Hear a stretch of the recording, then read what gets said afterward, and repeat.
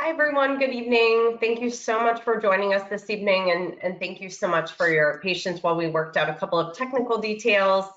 My name is Melissa Dickens, and I'm here from the Hillsborough County City County Planning Commission, joined by Danny Collins on our team and Alan Steinbeck, who has been working on these issues for us as a consultant with Pritchett Steinbeck Group. First and foremost, we wanted to thank everyone from the Sierra Club so much for your time. You all have been wonderful partners with us throughout the comprehensive plan update, starting back with the One Water section last year, providing input and feedback on the first phase of this project, giving us some good input on the environmental and the mobility section. So we just really want to first take the time and say thank you so much. We recognize that you all are volunteers, you all are working to try to make the community better and make the plan better for the community. So we first want to say thank you for your time and spending your time here on a Monday evening with us. We are going to be building on some outreach that was done last year as part of this project. So we had the outreach on the vision for the Tampa Comprehensive Plan update. About 1,500 folks participated in that effort. And then the first phase of outreach for this project, we had a number of public meetings asking about the different issues in Tampa, asking about what folks would like to see. And we know that your members really participated heavily in that. So we really appreciate that, that input and that feedback. This is an opportunity for us to share the recommendations from Alan and his team and the Planning Commission on the changes to the future land use section. You all saw some of the preliminary recommendations go before council in the spring. And this is our sort of second phase coming back with more details on the recommendations. And so Alan is definitely going to be going into much greater detail on those when he gets to his presentation. But first, a couple of housekeeping points. First, we have the Mentimeter platform set up within the presentation. That's probably the best way to provide feedback or ask questions during the presentation, because we'll see that pop up on the screen. And Alan will go ahead and provide some additional info about how to do that. If you're having trouble accessing the Mentimeter, we also have the option to raise your hand and go to webinar, or send a chat, or ask a question that way as well. And then ultimately, we also welcome any kind of written comments that you all would like to provide. I recognize that there was an email sent over today that we're just now getting to see. So thanks, Nancy, for forwarding that to me. And we also have a provide feedback button on our website, and that will be another place where you can provide feedback. Before we delve into Alan's presentation, a couple more housekeeping items that we thought the Sierra Club might be interested in. First, wanted to mention that the environmental section and the mobility section, which are key pieces of our comp plan update, and you all provided some great feedback on, those are going to be going to the Planning Commission for public hearing a week from today on Monday. And then they will be going to Tampa City Council at the end of August. So those will be some dates to look out for in terms of public hearings. And one other amendment that we wanted to make sure was on your radar is TACPA 23-17. This is an amendment that staff is initiating as part of the August cycle. It'll be going to Tampa City Council and the Planning Commission in the fall. Probably the Planning Commission hearing will be in November. So we're just initiating that. It's related to the coastal high hazard area. So I'll be sending another email with additional information as a follow-up, but we just wanted to make sure that that plan amendment, which again is 23-17, is on your radar. Not the subject of tonight's meeting. We're not going to be, going into the details there, but just thought that that was something else that you all would want to be aware of. And with that, I will go ahead and turn it over to Alan to share the recommendations. Thank you so much. Thanks, Melissa, and welcome everybody. I'm thrilled to be working on this. I'm not feeling well today. I'm very sick, so if a little fuzzy. I apologize for that, but I will say that my company, PSG, is a collection of environmental scientists, planners, and some other types of folks, but our sensibilities around protecting the environment and being good stewards of the natural systems that are important to our very existence couldn't be more complete. So we have those sensibilities in our company. I just wanted you all to know that going into this. I am a land use planner and a community planner helping out here, and want to go through this with you. There is some opportunity for structured feedback, which we very much need, but at the end there's a Q&A and a little more discussion-oriented session that I hope we get to. With this size of group, I think we can take the controls off and maybe even talk to each other a little bit at the end. So if y'all would be patient enough to hear this, then we can get down to that discussion in just a little bit. I'm going to go through a few slides here to get us oriented. The purpose of this work is to provide updates to the future land use section of the comprehensive plan. And the future land use section is that section that's so important, has categories and policies that shape development, and is one of the most actively used sections of the comp plan.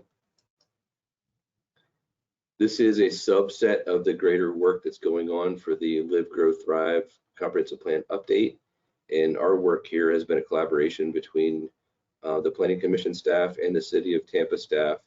And it's been a very fruitful and complete one. A lot of time and energy has been put into coordinating these issues from all parties involved. And we very much appreciate that. This work builds off the vision that was adopted quite a while ago now for this update, which includes a statement that Tampa is an inclusive, sustainable, and resilient city where the natural environment, historic character, and a diversity of cultures enable a vibrant setting for all. And there's a number of supporting statements here, many of which lead right into this issue of future land use development, the urban form, and how it relates to the vision itself.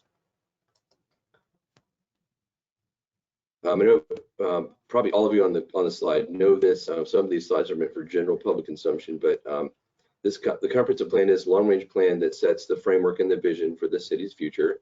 It includes a lot of policy language and maps that guide community development, infrastructure, preservation decisions, and some people call their sections elements. In Tampa here, we're calling them sections.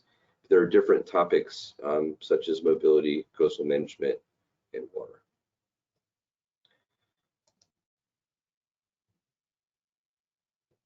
I think sometimes there's a little bit of confusion about how the comprehensive plan relates to the land development code. They have a very important relationship to each other, where the comprehensive plan sets that overall vision, establishes a growth strategy for a community, and coordinates land use policies with other types of issues like infrastructure and housing.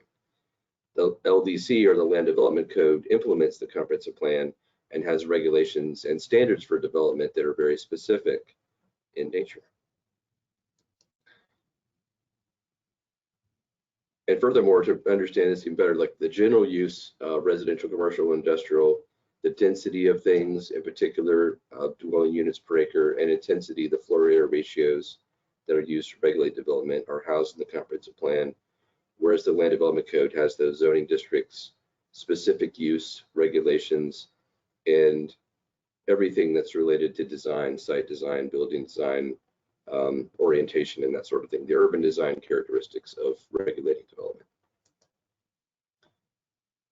In this process, we have been through several steps. Melissa alluded to them. We did a technical evaluation, which was a phase 1, looking at trends, forecast, and capacity, assessing the situation of future land use and the 20-year horizon for Tampa. And all of that work is in a report that is on the Planning Commission website on a page that is the future land use assessment page. We'll talk more about that in a minute, how to get to that and everything. We did some listening and feedback during that phase of the project. We met with city officials. We did working group meetings. We met with stakeholders. We did not have a special meeting with you all, but we've added that in this phase to make sure that we're hearing directly from you all as a group. And we're now in this phase of policy proposals, where we're laying out a set of recommendations for how to create policy in the future land use section update.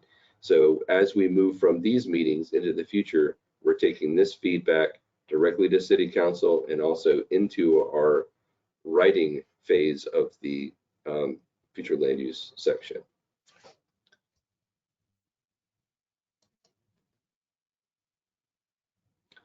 So we're going to use Mentimeter. You can do a couple of things here. You can go to menti.com and enter this number, or you can use the QR code and from your screen if you're watching on your computer, for let's say, get your phone up there, but you can use this on your phone or your computer, either one works, and go ahead and enter this info. I'm going to give you a second to do that. So we're going to have a series of questions in here.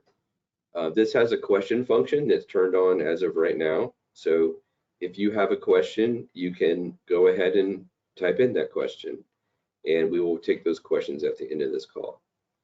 If you have a comment that is just a general comment, you can leave that comment as in the question area, and we'll see those comments at the end. So if it's a question, question mark. If it's a comment, put a period on it. But either way, we'll cover them at the end of the meeting, and this is where I want you to do this. So I'm hoping everybody is getting to menti.com and putting that code in, 4518 2568, or using that QR code.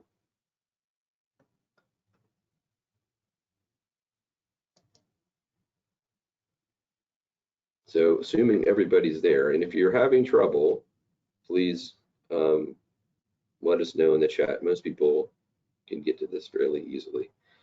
But you should be seeing this first question here, which is please select all that apply for you for Tampa. And what we mean by is if you're a resident, I'm a Tampa resident, or I'm a worker in Tampa, I'm a business owner, property owner, not including your house, but if you own other types of real estate in the city of Tampa. You all, if you're members, would be organizational representatives, Sierra Club. There may be some public sector people on the call, or even elected or appointed official. So all that apply to you, please go ahead. And that code, if you're a little bit behind, is at the top. Go to menti.com and use 4518 2568.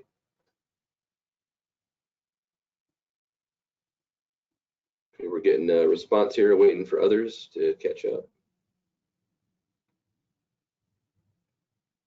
How many people do we have on the call?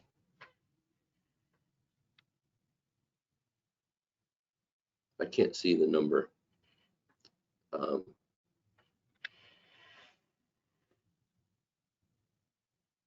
think we have a small but mighty group, Alan. Okay. We have that's about great. 5 folks from the Sierra Club. I recognize everybody. They're all really engaged stakeholders.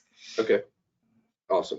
This information is important to us, even though this is a small group, because what's going to happen is we're going to take all the feedback that we receive from a series of meetings that we're having here, and everyone's voice will be represented in that. And we want to know where our responses are coming from. So, you know, this is critical to us, knowing this type of info, and it gets us started with Mentimeter here. If you're a little behind on it, you can catch up and go to menti.com and use the information there. So first question will be in just a minute, so please do that.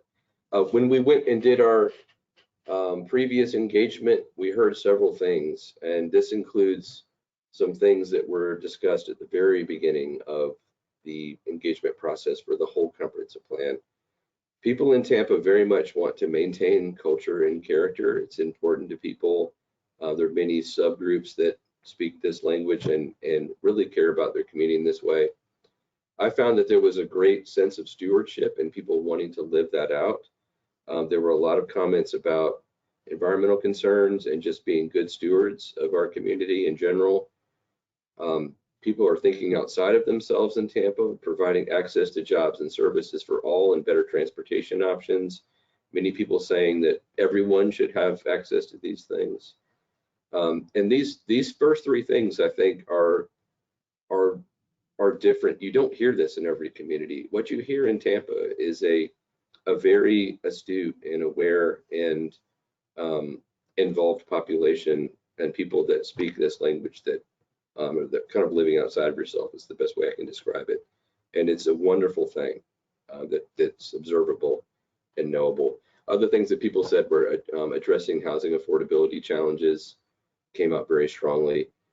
And then we asked a couple of specific questions. We heard that people recognize that Tampa is moving in the right direction in general, but some people are not benefiting or they're being left behind from some of the progress. And or to say it another way, it depends on who you ask, whether the answer to the question is Tampa is moving in the right direction. And there are many people who are falling behind economically in people's view. We have some specific questions in this engagement. This is one example of the feedback we got from before. How important is it to incentivize the following in our land use policies? And people very much emphasized transit-oriented development and affordable housing. Also thought it was positive to incentivize mixed-use development and redeveloping commercial corridors. So all of these got positive response, and we've attempted in our policy formation or recommendations to emphasize these areas and come up with ways to do this in response to this public preference. What we uncovered in doing some listening, in addition to what we heard from the public, was we identified usability challenges for the comp plan, how the comp plan works with the land development code.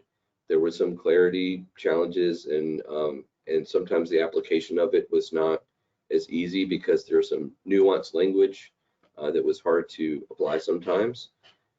Some of that is because there are some legacy policy tools in the comprehensive plan. The comprehensive plan in the past has often been used to make a policy fix, where normally you would do that in the land development code and end up in the comp plan. Sometimes maybe not in the best way possible.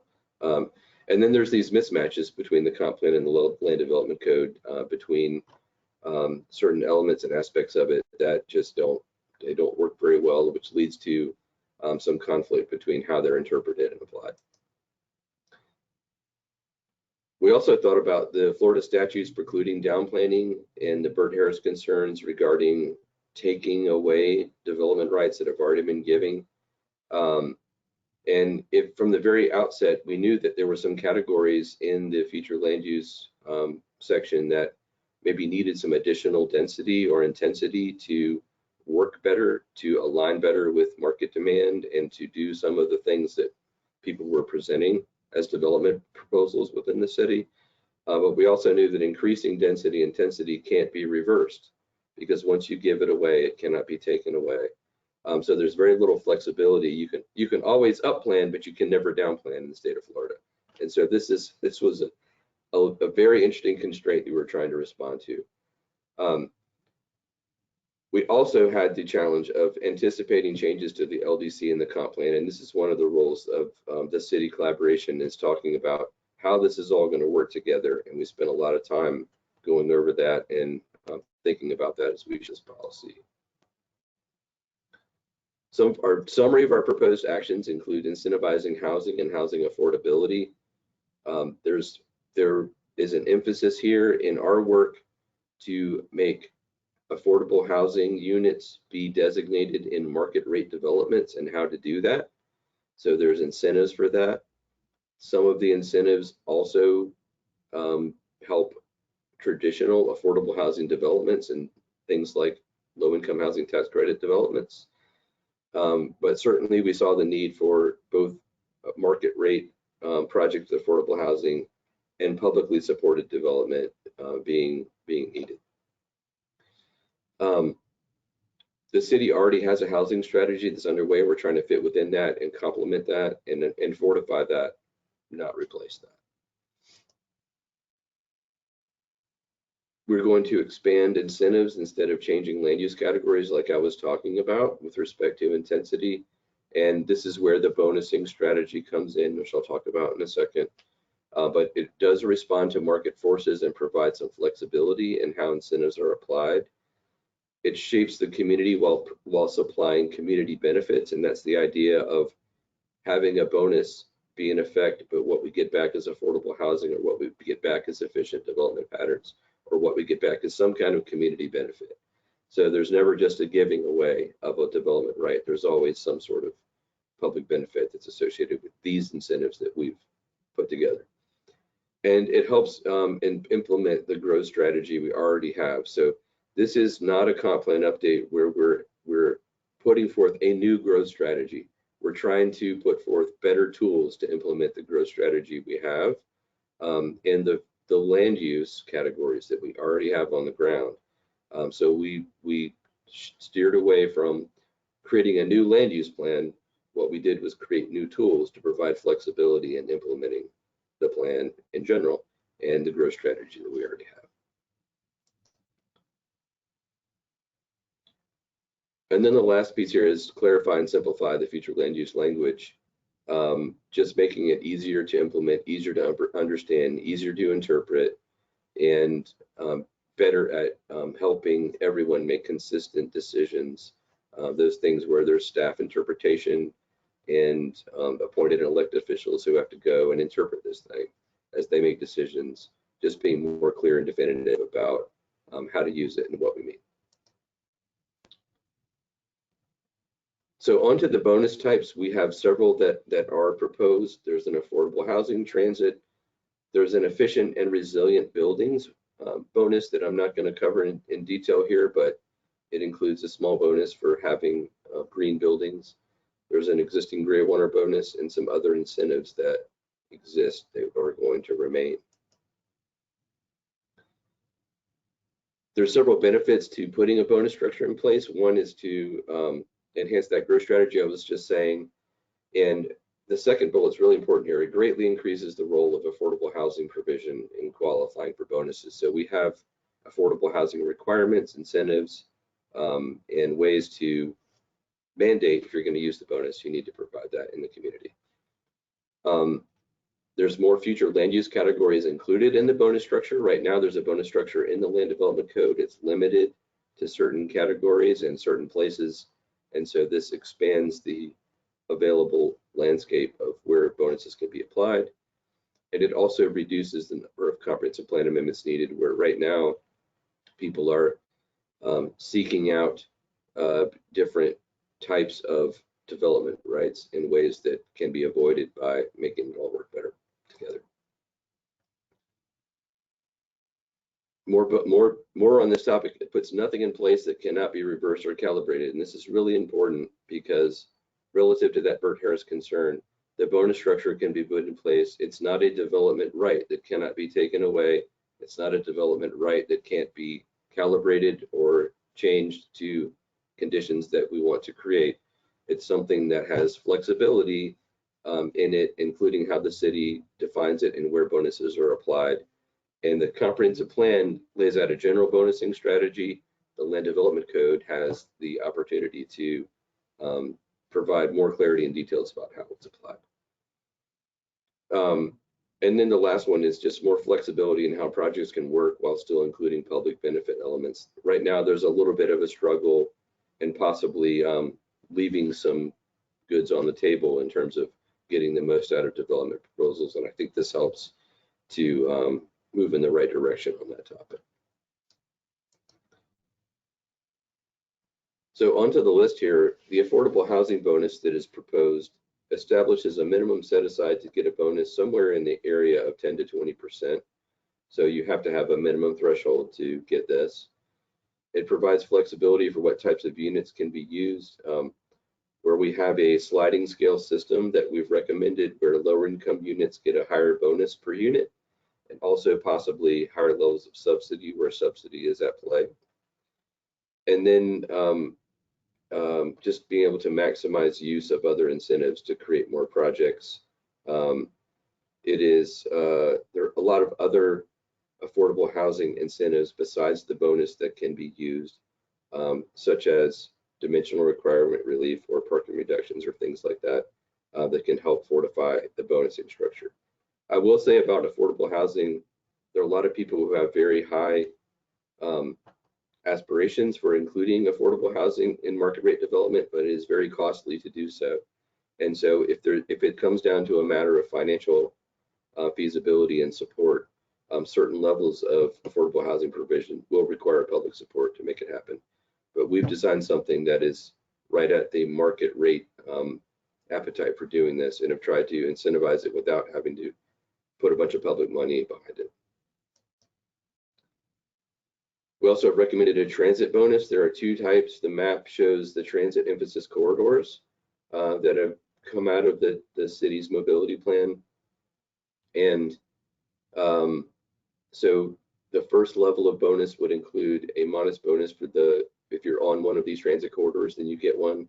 There's also a second tier of bonusing for transit-oriented development, where you have a fixed transit line, fixed guideway.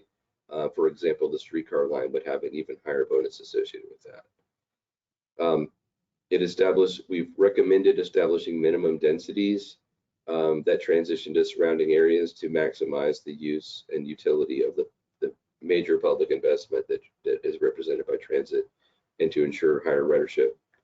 And then also requiring affordable housing as part of the bonus structure. So ensuring that there is some affordable housing in the area of station areas, which tend to be developed in the highest market rate rents when that station goes into place.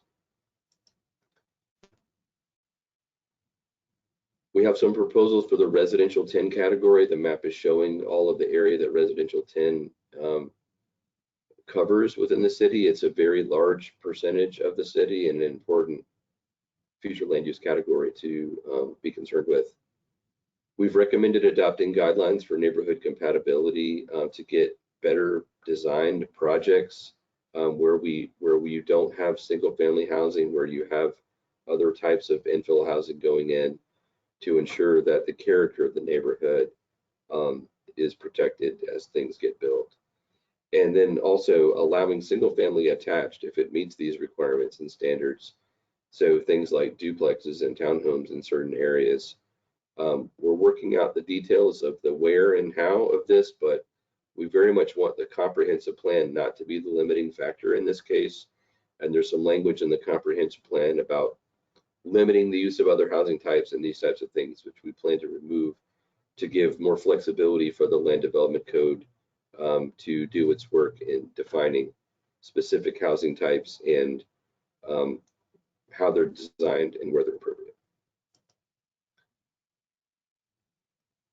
Planning districts have been a topic of discussion around the city, and we are proposing to transition these districts from having policy designations to be more of a monitoring tool.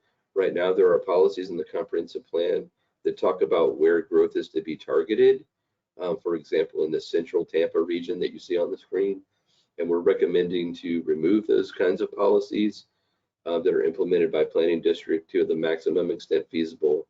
There may be some that have to abide, but we want to sort of depoliticize these as much as we can and use other geographic tools to address policy direction rather than these.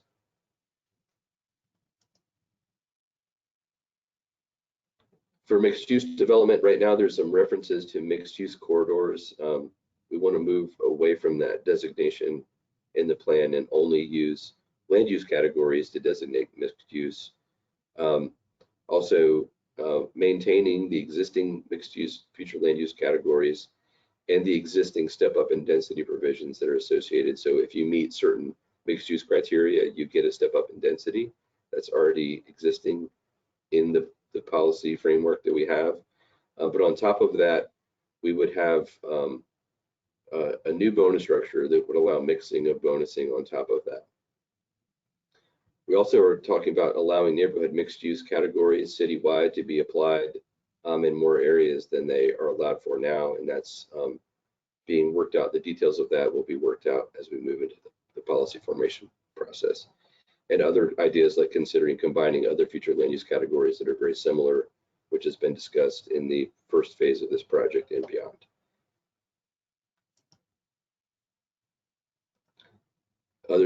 There's some policy work going on right now in the coastal high hazard area, but within this work, we very much discussed allowing affordable housing incentives, but no density bonus in these areas. So taking the density bonus out altogether from the coastal hazard area, but having some exceptions in the West Shore area, in downtown, in the CRAs to allow bonusing to go on in those areas and increases in density for development in those areas. And lastly, there's an urban villages set of policies in the future land use section now, and we're proposing to eliminate that as a policy designation. It was something that was added in the past, but we feel like there's other ways to accomplish those kinds of goals through incentives, through bonuses, through other types of policies. And in particular, we've sort of taken out the CRAs and want to promote these goals through the CRA areas and have the CRAs do the work that the urban villages, spirit of the urban villages set out to do.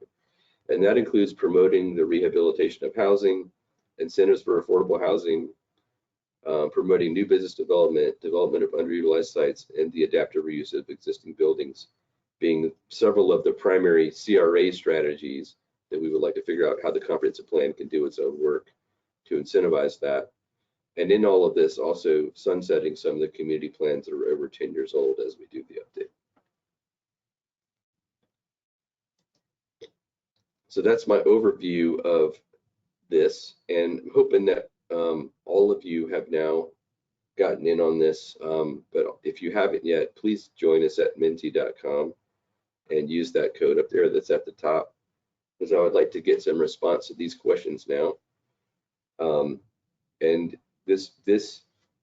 your feedback here is important because again, everybody who's hearing from us on these topics, we want to get this kind of feedback and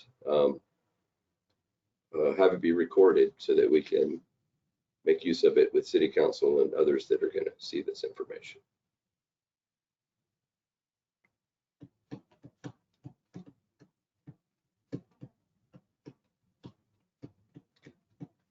So this one's with respect to these proposed recommendations. I believe the first one is they will have a positive effect on the city and my community. They will improve the ease of use of the comprehensive plan in conjunction with land development code. They will lead to better development outcomes.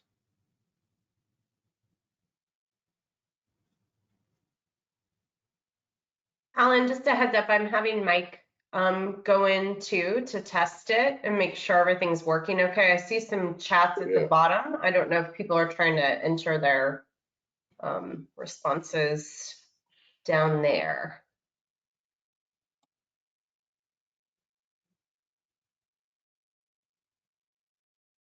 I'll try it too. But did we get any stated problems? I think people were having some challenges with the survey. There we go. Oh, now it's because I had you test it. Now it's working. Okay, great.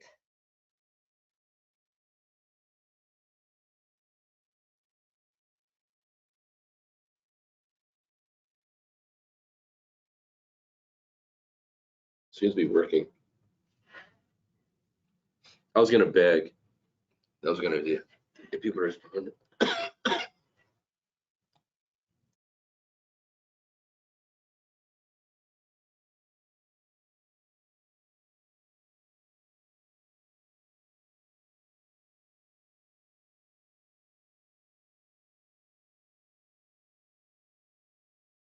Sorry, my sickness is getting to me.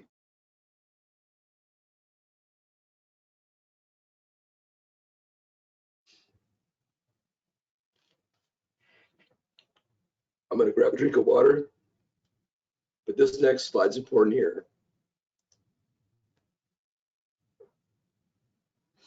What factors shaped your response regarding how these recommendations will positively affect the city? So I want you to ponder this for a second, and I'll be right back. Even if your response was negative, why did you say what you said? I'll give you about 30 seconds to do this, maybe.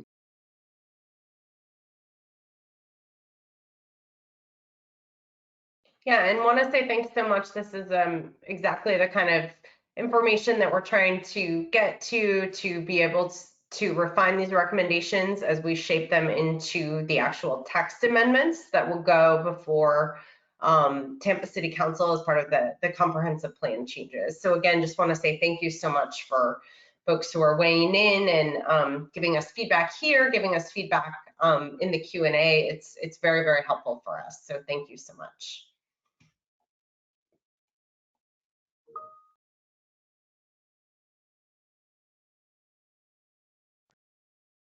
Okay. And just one tip for folks who might be using Mentimeter. Michael, our IT person, tested it and said that the survey comes up when you click next to all the slides in Mentimeter, and then the survey questions will come up. So just wanted to provide that feedback too if people are having a little bit of challenges. We appreciate everyone working with us with the technology, so thank you.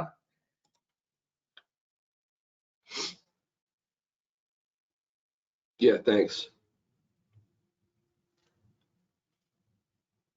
That was a setting that I probably should have set before the meeting to make it easier on everybody, but I appreciate that. Okay, so I wanted to revisit this just to see what people were saying.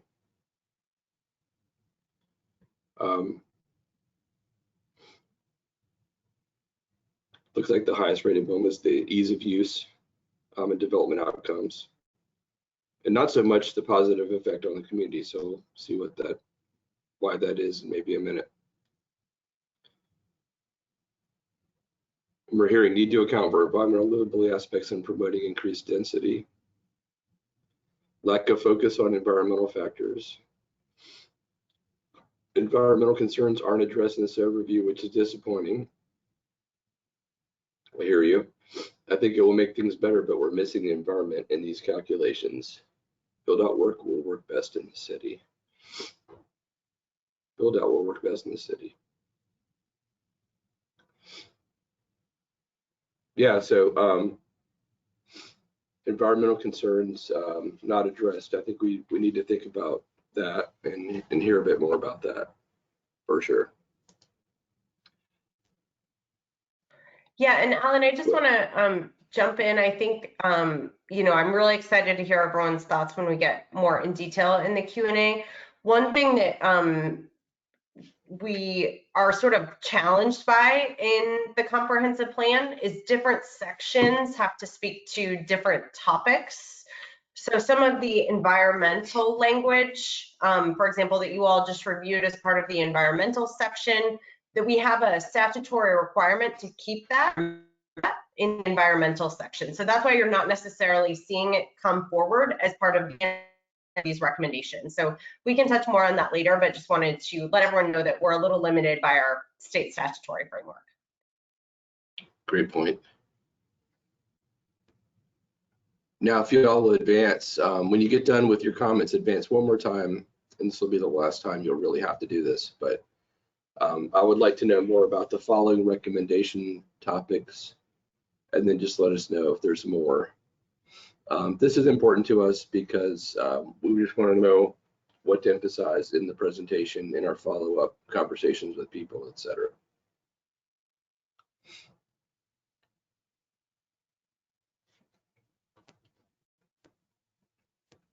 So yeah, after you get done with the entering your open-ended comments there, then go to this one and do this. I appreciate that.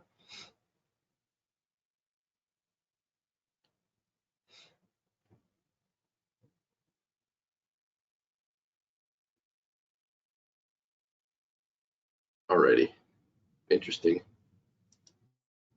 And whoever hasn't done that, please go ahead and do it when we get a chance. So what happens next? We are within a grouping of categories that are going to go to be sent for approval in February of next year. And so we will be working on this very hard over the next 6 months to get the policies written, reviewed, and out for comment and up to City Council. So we have 6 months of work to do and a lot to accomplish in that time, including finishing this engagement strategy, talking to council members, briefing the Planning Commission, formally briefing the City Council, and then moving on to finalizing our policy work.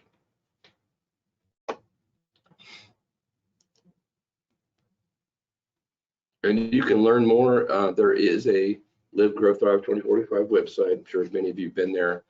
But on that site is a link to the future land use page that has the information about this project. You can also just go onto the Plan Hillsborough website and search future land use assessment, and you'll find the page. But that page has the initial report that was released for phase 1. It has this presentation, and it also has this report that you see the cover of on the slide, which was released very recently and published very recently, the future land use section recommendations, which detail what is being proposed here. So if you are interested in knowing the nitty-gritty of these policy assumptions, this is a must read. It's not super long, but it tells you sort of the what we're trying to accomplish, some of the details behind the bonuses, for example, and even some explanation of how they would be applied, and then a lot of information about the affordable housing recommendations and how that would work.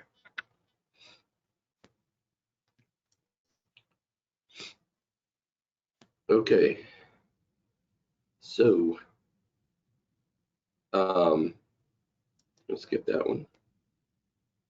Got some questions about participating in the survey. I think we may have figured that out.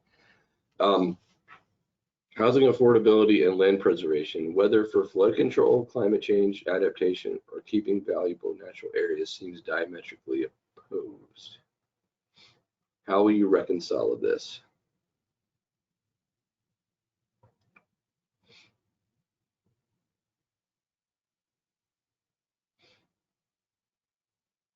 I'm really just trying to understand the nature of this question. Housing affordability and land preservation, whether for flood control, climate change, adaptation, or keeping valuable natural areas, seems diametrically opposed.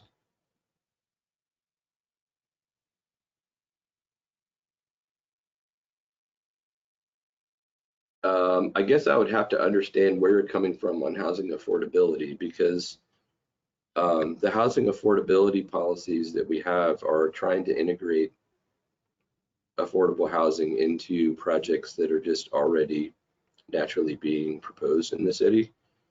And it hasn't, what really is going to happen is it's going to have a tendency to increase the density of development projects who choose these options, because they're going to typically come in with one type of idea, and maybe in order to get the bonus, work out a bigger, slightly bigger project.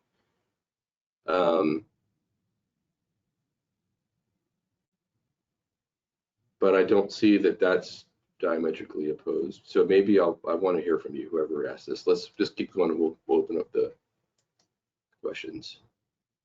Still can't participate in survey. Okay, well, I think we got responses there. Can we turn the mics on and just have a discussion here? Is there a way to do that? Okay.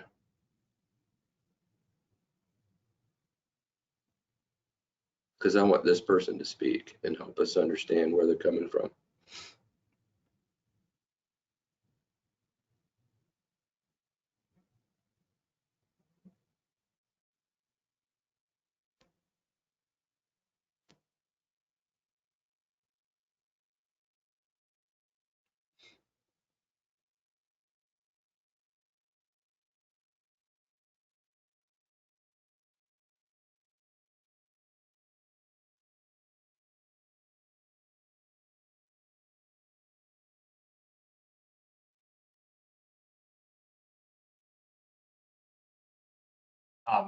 Alan, while we're waiting, Mhm. just want to pass along that Melissa lost internet, so she's going to try to rejoin, but if not, she's not logged in. Okay. Does everyone know how to unmute yourself? You ought to be able to. It is a separate window in your screen from the webinar itself.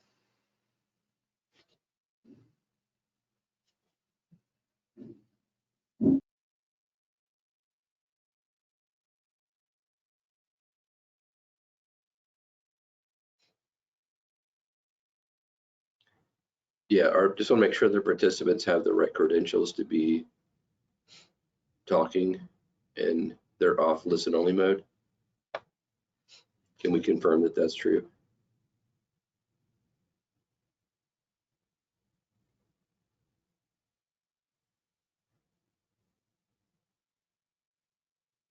I'm not able to see that, Danny. I'm not sure if you are.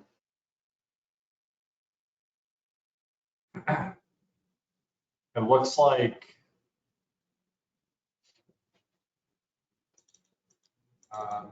Mike says that all attendees are in mute. Just looking through the chat. Here we go. Unmuted. There we go.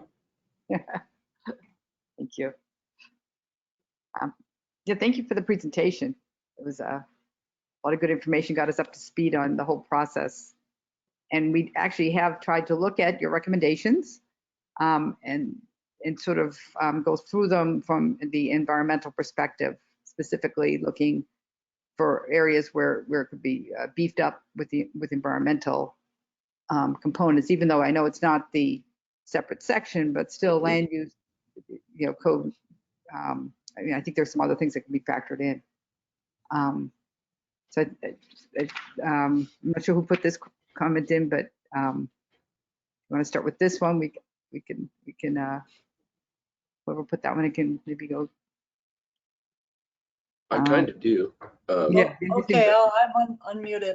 It's Sabina. That's I put that comment in, and my experience in the past is that when there's affordable housing, and I've worked for planning departments that are very much involved with affordable housing, it ends up filtering out into areas where the environment isn't considered, where there's fire risk or there's flood risk, instead of being built in already developed areas. And that's what I mean, is that sometimes affordable housing is opposite what the environment needs. So, your answer helped a lot, saying that it's going to be developed in already developed areas. But I still think the environment should be considered in every aspect of the comprehensive plans, not just in one section. Thank you. Yeah, and I guess maybe part of that question is how do you, when I'm reading it, I'm concerned about promoting density, but how do you protect the environment? Like, how do you discourage people from putting this density into, like, right next to the Hillsborough River in a floodplain, which is what I'm fighting right now. And in the past, affordable housing has been proposed in the Hillsborough River in the floodplain. So why would you propose it there? And how do you, that doesn't seem to make sense from a environmental perspective, nor from the people who are moving into those properties and moving them into a floodplain. So part of the future land use, I think there needs to be some guardrails around it that helps, that limits the density bonuses or changes them to promote environmental conservation and promoting keeping trees, promoting keeping permeable lands, and dissuading building in floodplains.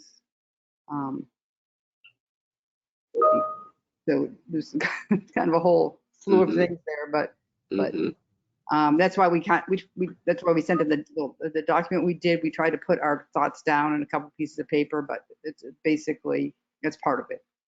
Okay. Yeah, these are typically things that would show up in the land development code and not necessarily the comprehensive plan. But I will say that there's a very long and unfortunate legacy around where public housing has been built in particular. And oftentimes it was down by the river, and oftentimes it was because that land was flooded and they didn't want to put anything else down there, and to the detriment of the environment of the area, in addition to the detriment of the people who lived in these areas, the flood-prone areas. And I've seen just numerous case studies of having to tear down housing that was built in these places that, where the damage is already done, basically. Public housing policy and affordable housing policies changed a lot over the years. And I'm not going to say that it's is perfect now, but a lot of it that does get built is low-income housing tax credit, which has its own locational criteria that it has that tends to have it not be in those places that some of that older public housing was in. That was so problematic. But there is the reality that we're talking about incentivizing affordable housing in new development projects, many of which want to be close to the water because that adds value to their development, right? So I do think that there's the need for some controls and some boundaries and some limitations that would be useful in doing that sort of thing. But they would be a function of the code more so than the comprehensive plan itself. Well, but if you're promoting bonuses in the comprehensive plan, then I think you need to also include the limits on those bonuses. And putting it in the floodplain should be a limit, things like that, that you shouldn't be allowed to get those bonuses in a floodplain, for example. So that's some of the things that we kind of wanted to see more of. Great. I'm trying to think the trees. And the other aspect of it is, if in my mind, I mean, you got to guard against, and I love urban development. I love density. I mean, I love cities. They're great, but we need to retain our trees. We need to retain our shade, and I think that needs to be integral into any planning and also into any density bonuses. What you don't want to have is a dense affordable housing, and frankly, to recreate what we used to call projects, right? Where you have cement housing, cracked sidewalks, and we don't want to recreate what now they call, I guess, urban heat zones, right? But that's what that was creating. So we don't want to create more urban heat zones by incentivizing such dense development that we can't put trees in there.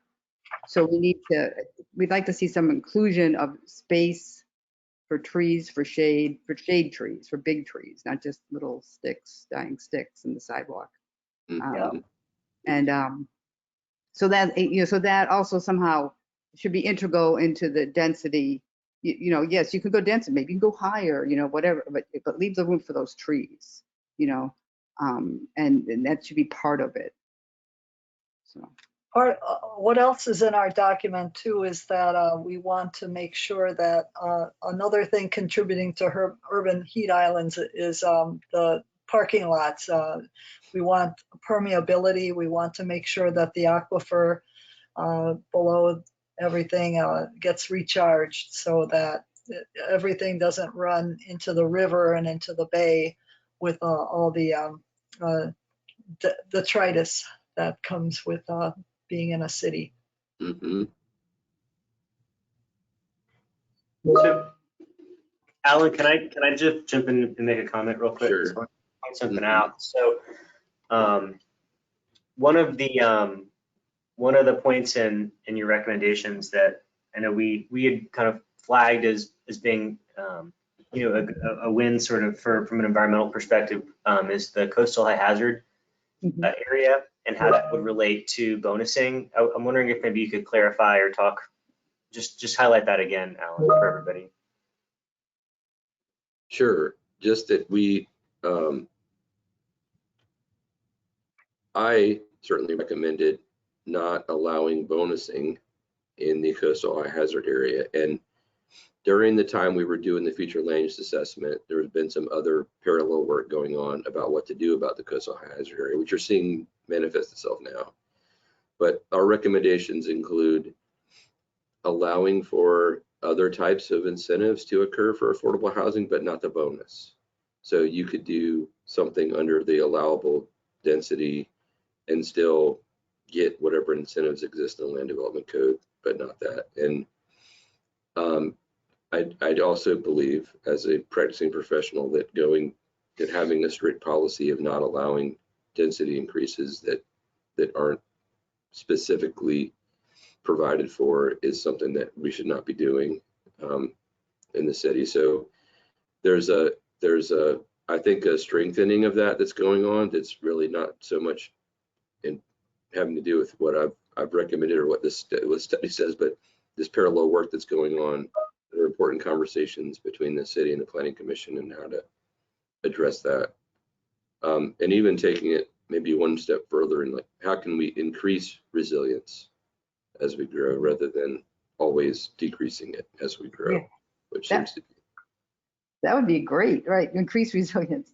You know, and if you're not going to go denser at a coast high area, maybe you can go higher and put trees in or something. You know, I don't know. You know, just I don't. You know, but maybe just really encourage the resilience. I like that. I do want to mention too that, you know, these bonuses, I don't know if it was mentioned in the presentation, but these bonuses in these categories will have ceilings. So there's only so, you know, each category you would only be allowed to go so high above what the category allows. So that, you know, there will be a cap on some of these bonuses when they come through. Mm-hmm. The other thing about trees as well, and tree preservation specifically, that wasn't explicitly called out, but we discussed it, I think, as staff has been one of the implications that would be good for tree preservation, and that's the blending policy, the policy for being able to blend. Because we've seen a couple of projects that have come through that are within the limited areas of the city that you can blend your density across your entire site. We've seen that provision be used successfully for tree preservation purposes, to shift the density, you know, to one side of your site so you can preserve a grand tree that's on the other, even if the boundaries on the land use map maybe aren't quite there. You know, you can come to city council and show them a site plan that moves all of your development to one side of your project so you can preserve trees. And that's something that has been utilized that we would like to discuss, you know, expanding to more areas.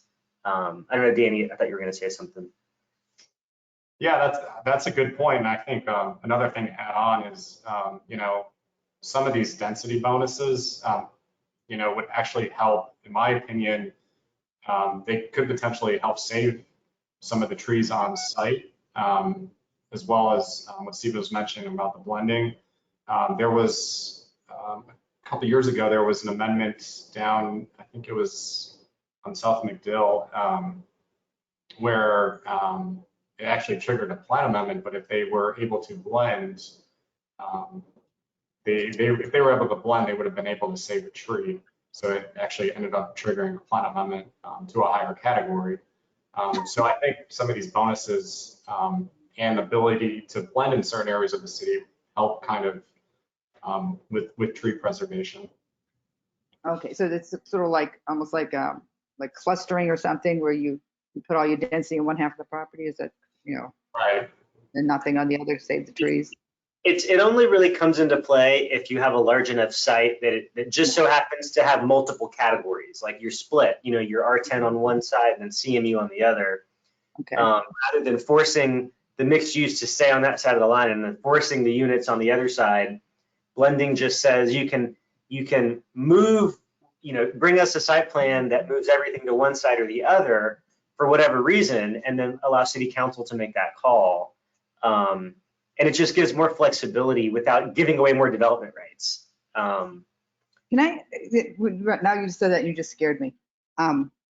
Yeah, me too. Are you familiar, and I know what you're saying, and I get it, I love the concept, but are you familiar with, is it State Bill 102? That allows affordable housing to be placed, my understanding, they had a readout in the county commission last week, allows affordable housing to be placed on commercial, industrial, or mixed use lots without any density or height restrictions. Are you familiar with that? Yeah, You gotta watch out. We're very familiar with it. Did you have a specific question about it, or did you just want our Well, comment? what you just said about the blending, does that mean that you're moving mixed use categories now into residential areas and people can do what they, I mean, that gets me a little nervous about the blending. You don't want, I mean, extending the mixed use is not really probably, I don't know, it opens up a can of worms that, you know.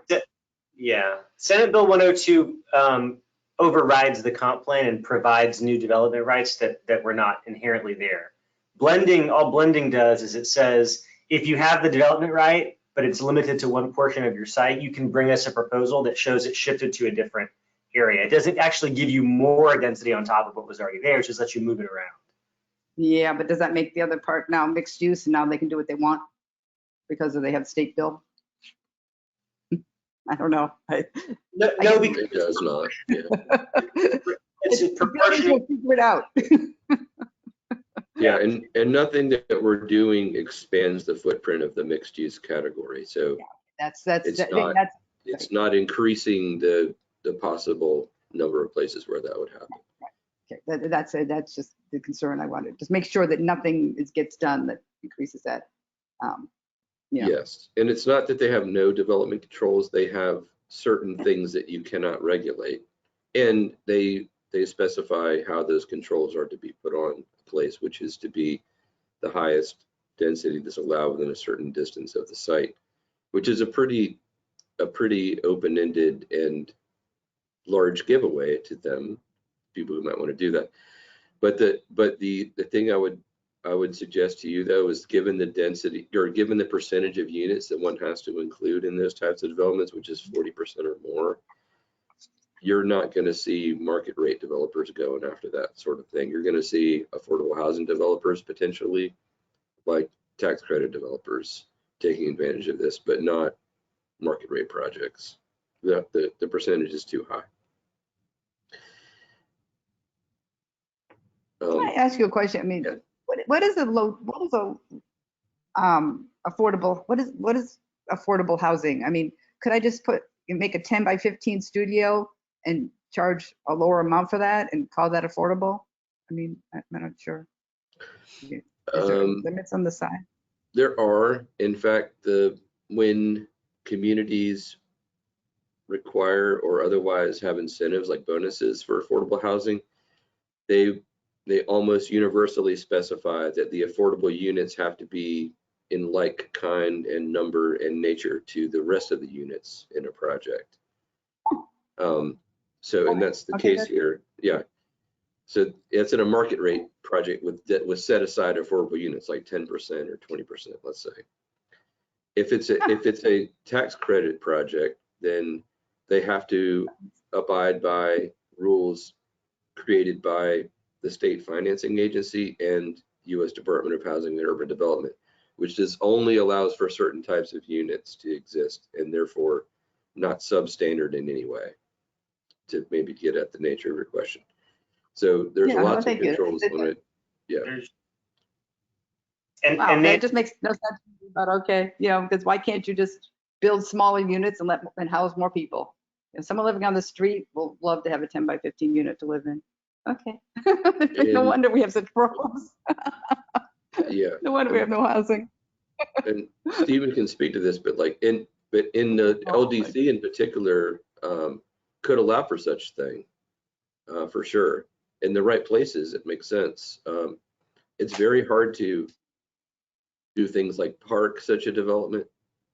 If you would have to have very much lower parking requirements to make that work economically on a particular site.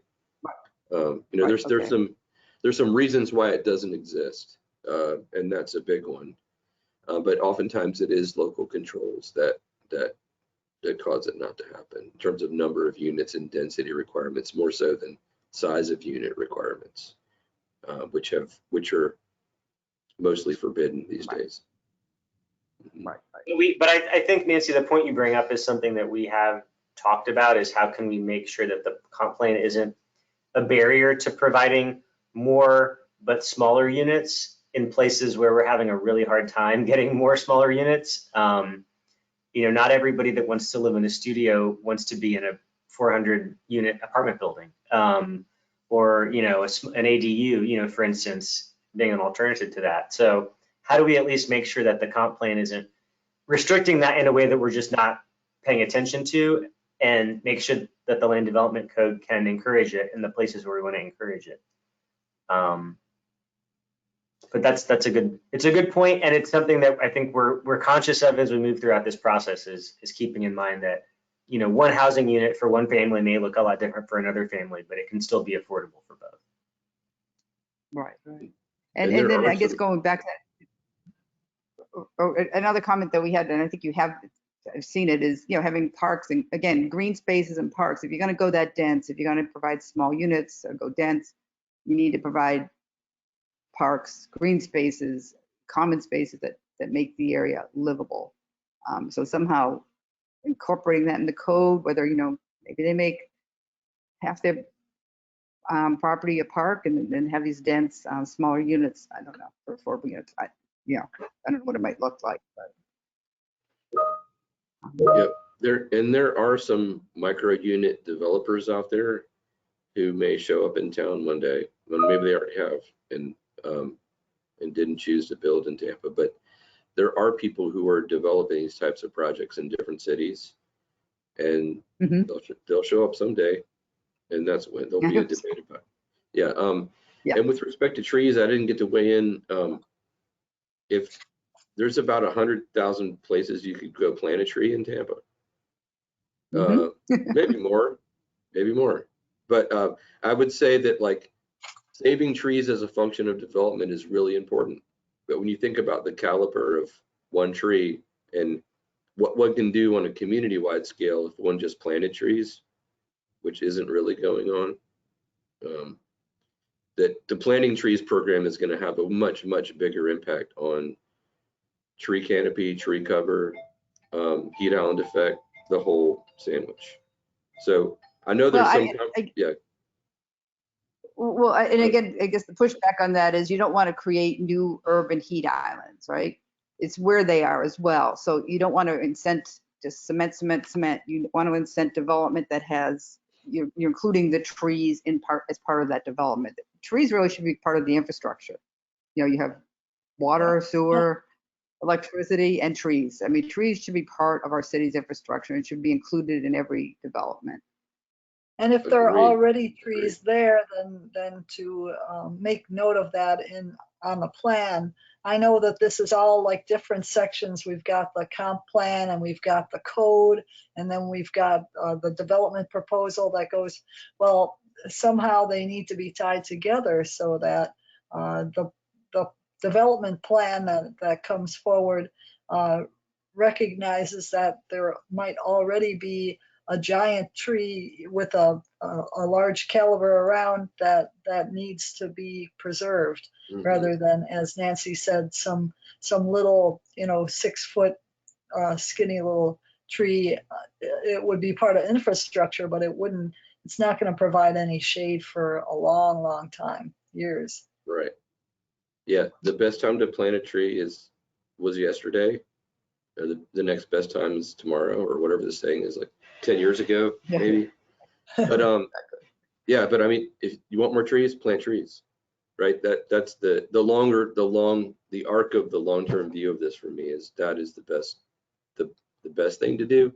Not that what you're saying isn't valuable at all, because it is. But like no, and we're not, and I'm not saying that you should, but I'm saying that if both have to be done. But if you have a new development that has no trees, what you need to do is make sure, I would like to see in the code, is provisions to provide enough space for shade trees. When you build that building, make sure you leave enough space so that you can plant those trees and that they can grow to their full capability. So leave enough, even maybe in conjunction with the right-of-way, the city right-of-way, make the right-of-way big, accommodate the right-of-way and give them some more something to make, so they set back and they leave enough room for those trees to grow so that the roots won't be impinging on the building. Yep, and there are some standards like that in place around the city. I know Kennedy Boulevard has some provisions like that. They might not be fully adequate to do what you're describing. No, really, it's just that those are really sad trees on Kennedy. Well, that's what I'm saying. Sad. Maybe it's not big enough to accommodate the thing that you're talking about. But this is also, why this topic is important, and you have to be thoughtful about it, because you're very right to point out that you need room for the right kind of tree in the right place on the site to be allowed to grow in a certain way. And it is challenging to make that happen all the time. Yeah. But I Yeah. do appreciate that you elevating this in the conversation, and we'll look at what we can do. And you know, I'll give you a good example of trees. I love Water Street.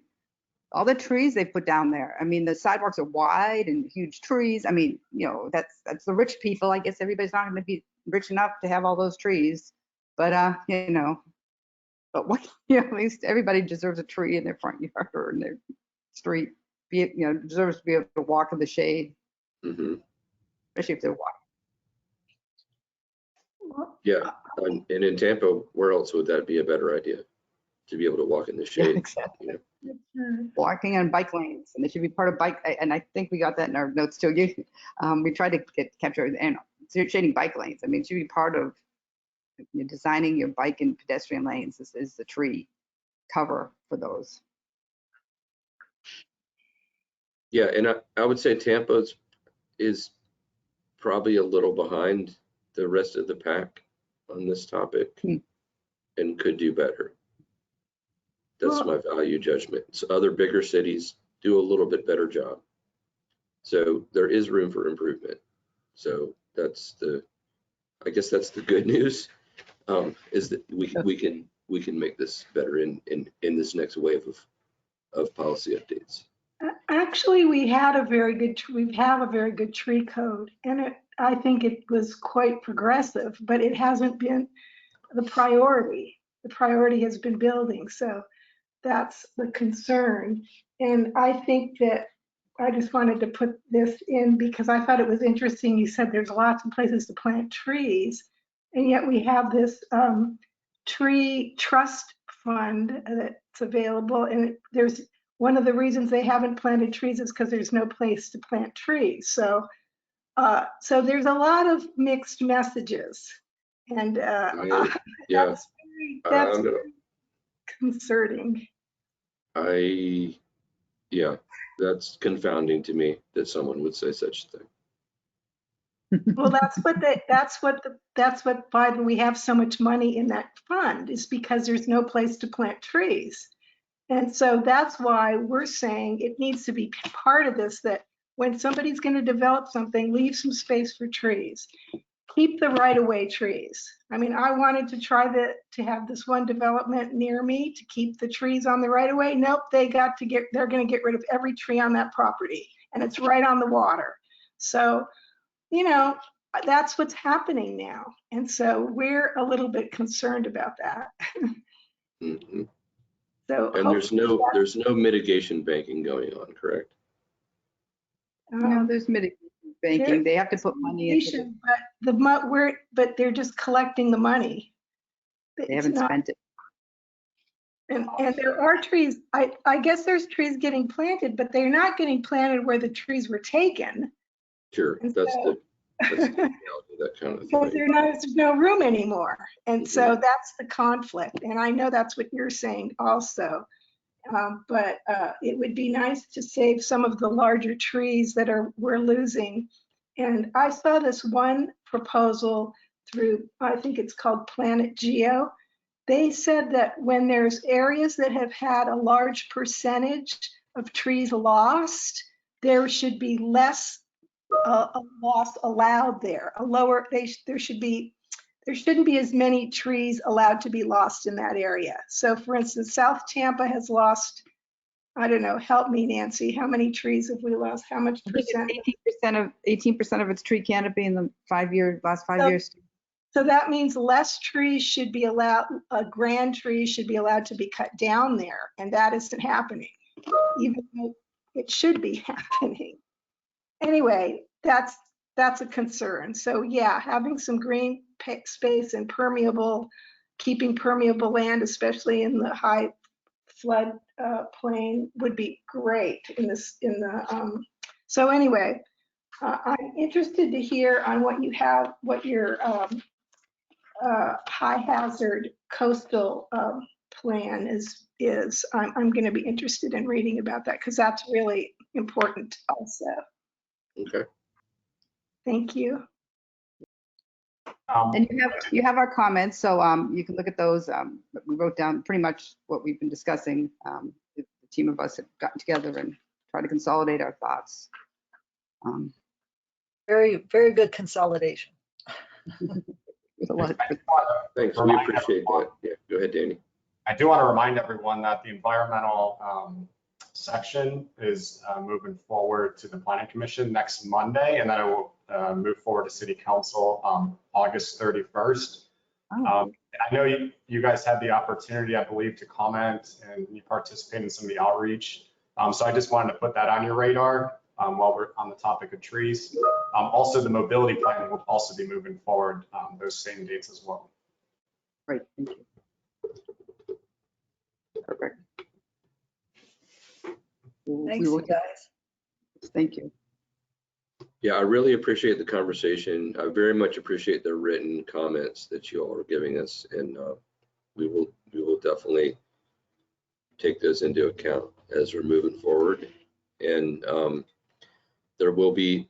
I encourage you to keep watching because there's a lot of policy work to do, and we are going to take this round of feedback and really try to live it out into the writing and the future land use section and some of the recommendations we make for how to make the comprehensive plan and the land development code work together.